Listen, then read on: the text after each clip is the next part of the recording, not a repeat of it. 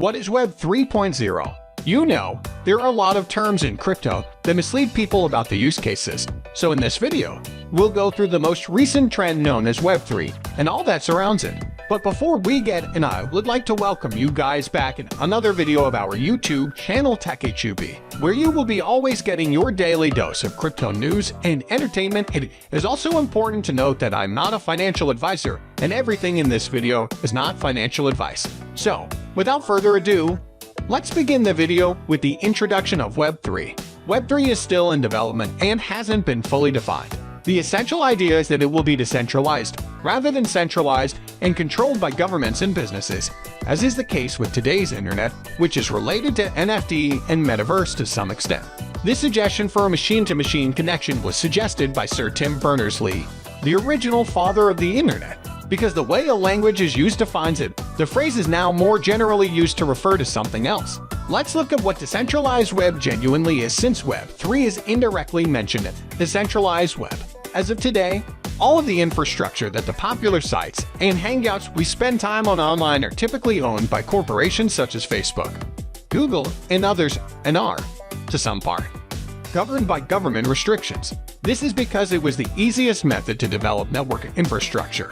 Someone pays to establish servers and put up software that people want to access online, and then either charge us or allows us to use it for free if we follow their rules. But, happily, we now have alternative possibilities, most notably, blockchain technology. I'm hoping you're familiar with the term blockchain, as it's a relatively new technique of storing data online based on the two main concepts of encryption and distributed computing. Now, when discussing the technical architecture of Web 3, fundamental notions such as open, which means it is mostly built on open source software, trustless, and permissionless come to mind. And trustless implies that interactions and transactions between two parties can take place without the involvement of a third party. And, as you may recall, this was not always the case on Web 12 or earlier, because you had to be sure that whoever owned the medium you were using to interact or transact was not tampering with your messages. And there are a lot of things which you can do with Web 3 which were not possible before, such as cashless startups. As Bitcoin popularity grows, entrepreneurs are beginning to put their creative take on how Web 3 transactions will look. Here's how it'll operate in practice. To begin, you will go through the standard entrepreneurial process of developing an idea and a marketable market. Instead of seeking a seed round, you will establish your cryptocurrency and compel customers to use it to buy your product or service. This will result in the formation of a decentralized microeconomy around your company. You, as the founding team, will purchase a large number of your coins after generating the coin, but before opening your business. Depending on how you construct your cryptocurrency, purchasing your coin will be inexpensive at first. Then you launch.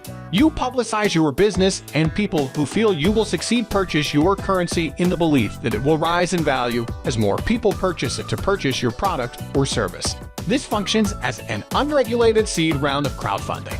More coins will enter circulation as more people use your goods or service.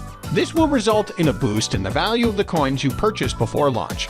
After acquiring some traction, you can gradually sell your coins to spend for operations as the price grows. This must be done with caution, as you do not want the value of your currency to plummet, hurting your early investors. The crucial word here is balance. You also want to keep enough coins so that if your idea takes off, selling a handful could make you filthy rich, which is what future millionaires will do with Web 3. So what say? Are you going to do it?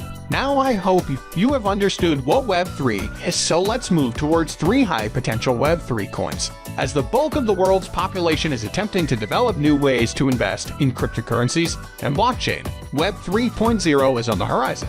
And for that, my top 3 Web 3 coins for 2022 are Helium, Flux, and Gather.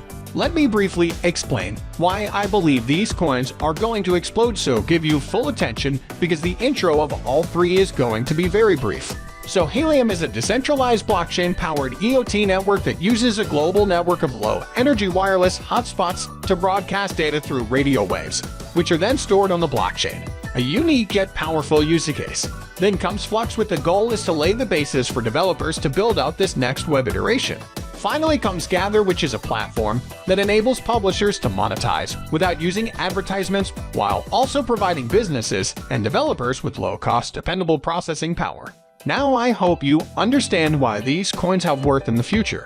So that's the end of the video, but still, if you have any questions about Web3 and it's working, or if you think I have missed any news that should have been there, so as I always say, do mention it below in the comment box. Now, if you have found the content helpful, then don't forget to give this video a thumbs up and do subscribe to our channel for weekly content like this. Thanks for watching and see you in the next video of Tech HUB. Until then, goodbye.